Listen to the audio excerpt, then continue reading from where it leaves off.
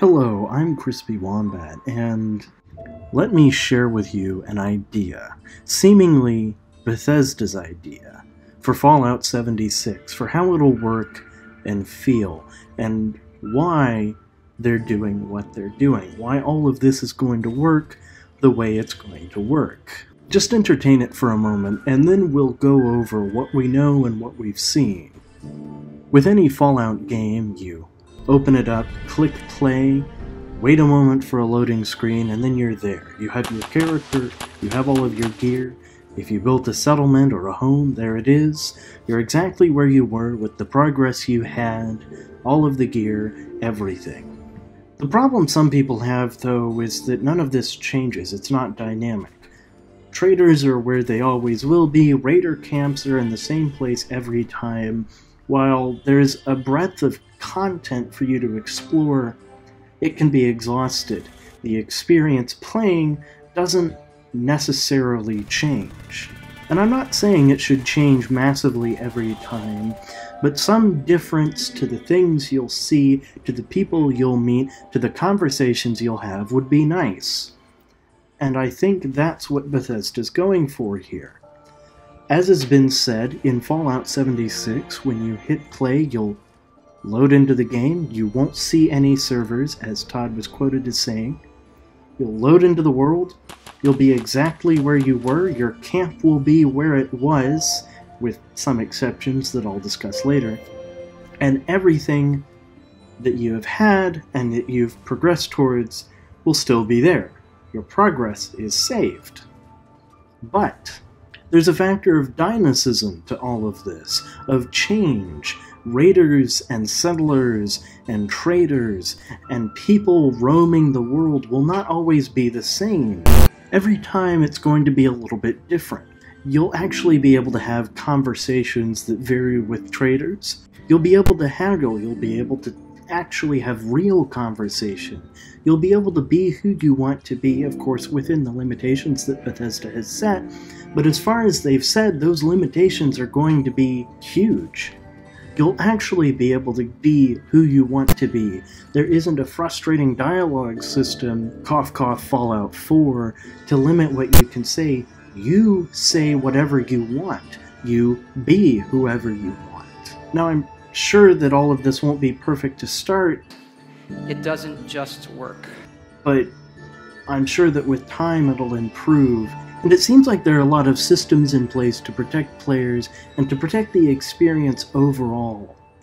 PvP is apparently, for example, something that you'll be able to opt out of, at least partially. Like, people can't grief you. They can't keep coming after you. Think of PvP more like a challenge. I can be like, hey, you want to go? And you can be like, no, I'm good. And like, well, maybe there's a conflict there, but I can't just keep coming back after you. Then you die and you're like, yeah, I'm good, like, then that's kind of the end of it. Player death also won't mean the loss of items or progression or the character.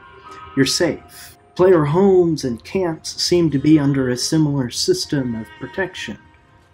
There are nukes in this game, as we saw in the E3 presentation, but Todd Howard is quoted as saying that even if your home was nuked, it'll only be damaged and is easy to repair. Nukes also actually serve a gameplay purpose. They're not meant to grief players, and there isn't really much incentive to doing that. Instead, as is said in the NoClip documentary, they're actually story-related. They're meant to be an endgame, part of the end quest, and they'll be able to be repeated, but what they create when they hit a location is a high-level, high-skill zone, a bit of a hard mode area for you to go play in. Monsters will be harder to fight, there will be more of them, and you're recommended to be very armored up, prepared for radiation, and have a team to work through this area in. The reward seems to be that there's legendary loot in these areas that will drop from these high-level enemies. There will also be rare crafting materials and potentially other rewards, we don't know yet, but essentially it seems like there's not really any reason to nuke Joe Schmo on the street. It'd just be for you. You also don't really lose much by being nuked, thankfully.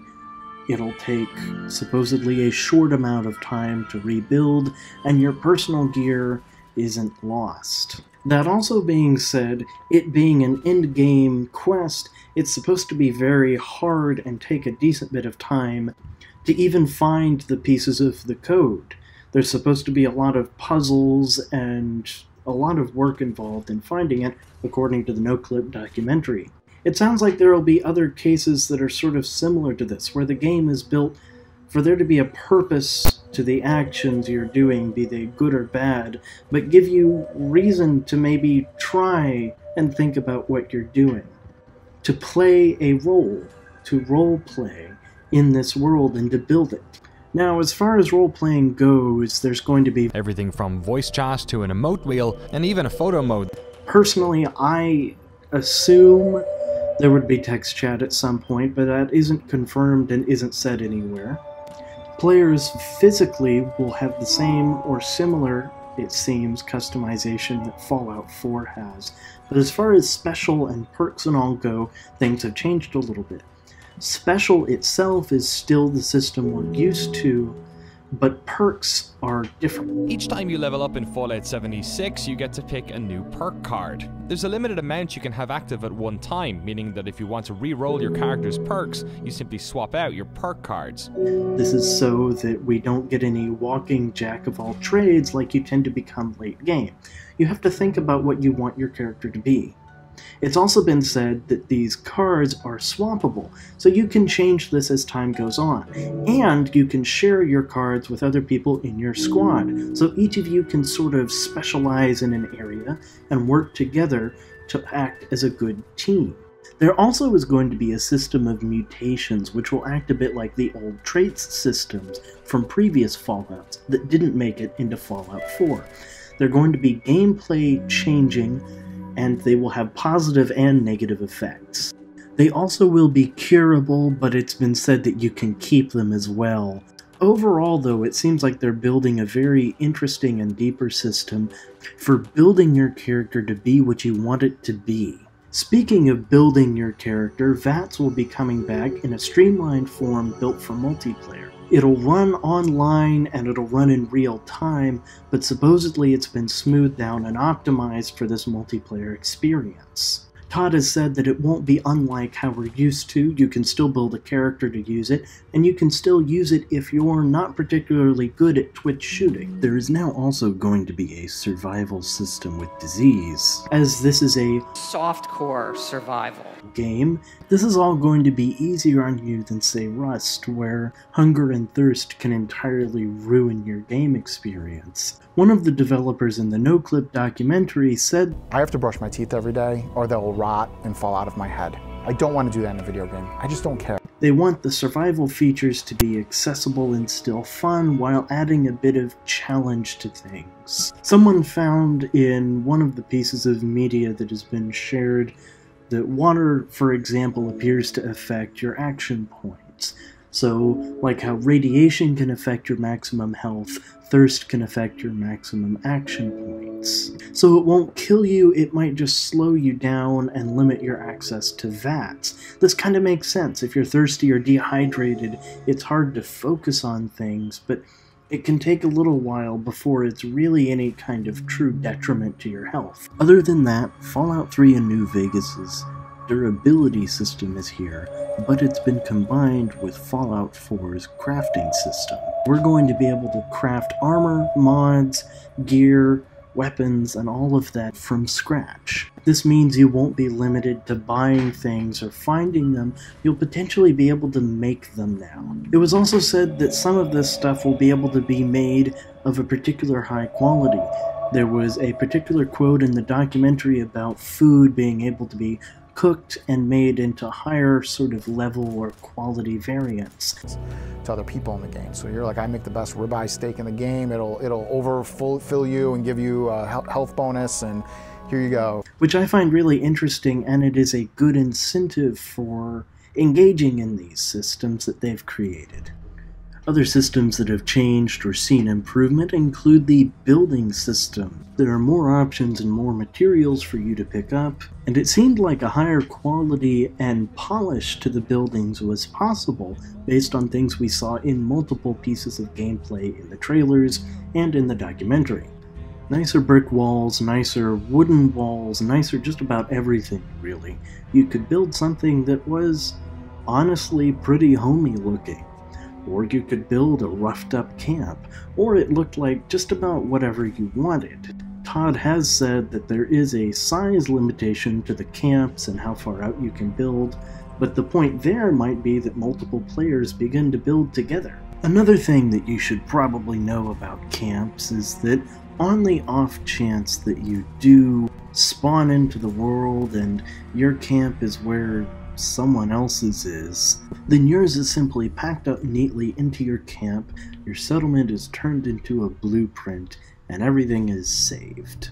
Easy to redeploy again wherever you need. Another possibility that was discussed as part of the whole settlement and building system is that there is possibility of allowing you to set up a robot vendor in a hub area, so you have a robot vendor and that's your vendor, and you go up and again, we're exploring things. But again, live game, long term, there's also the possibilities are endless. We don't really have any more details than that on the subject, but it would be interesting for sure. Either way, a lot of these survival systems that have limits and counters and boosts and detriments can all be tweaked as time goes on. That's part of the point of games as a service games, and that's going to lead into some of my next discussion. It has been said multiple places that Fallout 76 is going to get large and small content drops over time.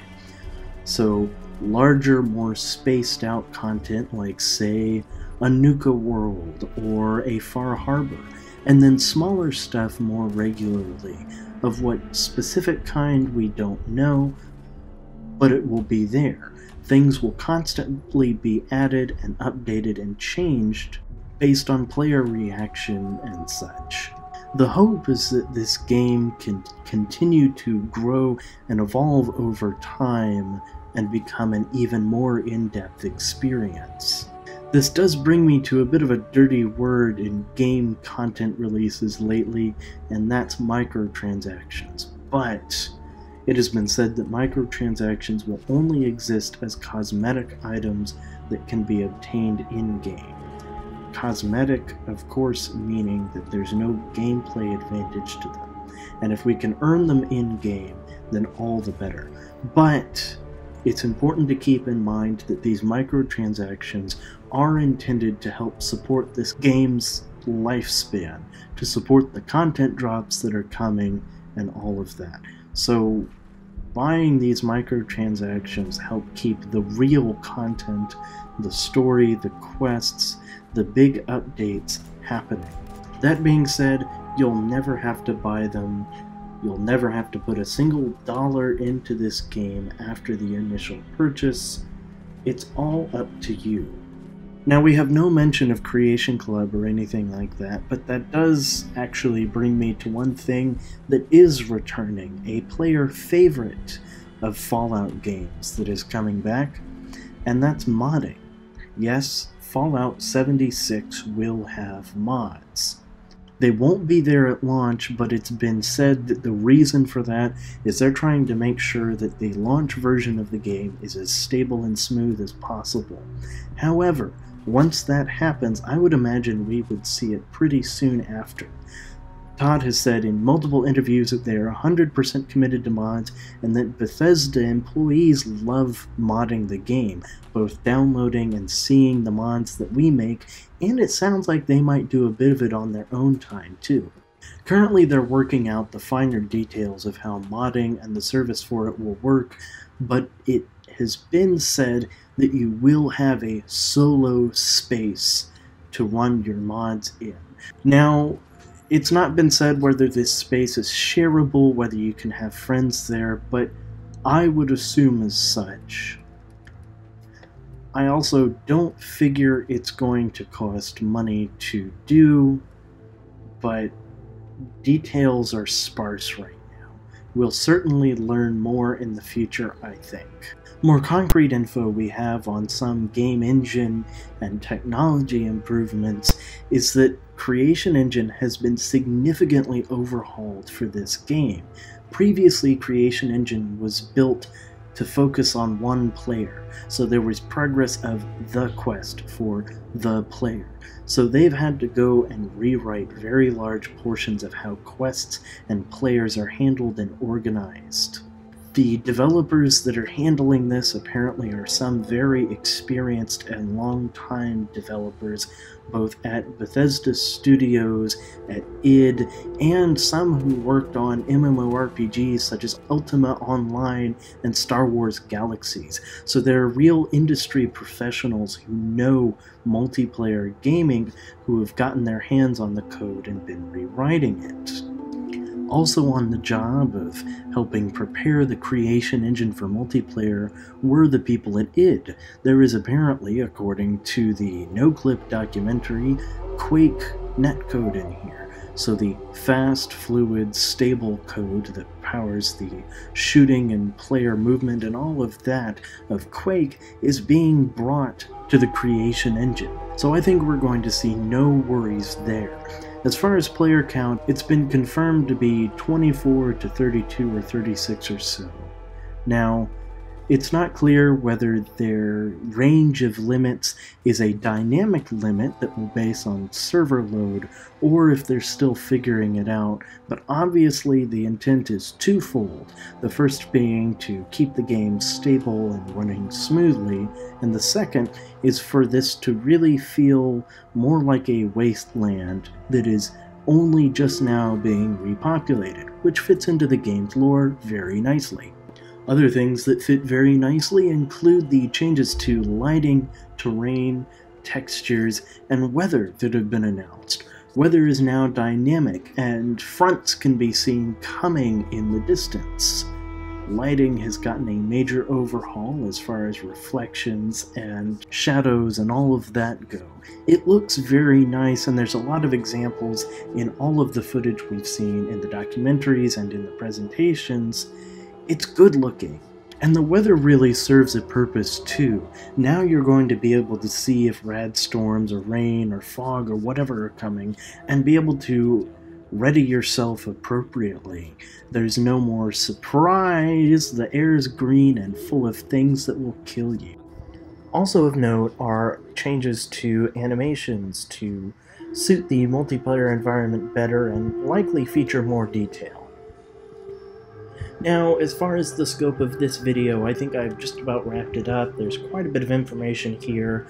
In the future, I'm going to be making videos talking about the story of Fallout 76.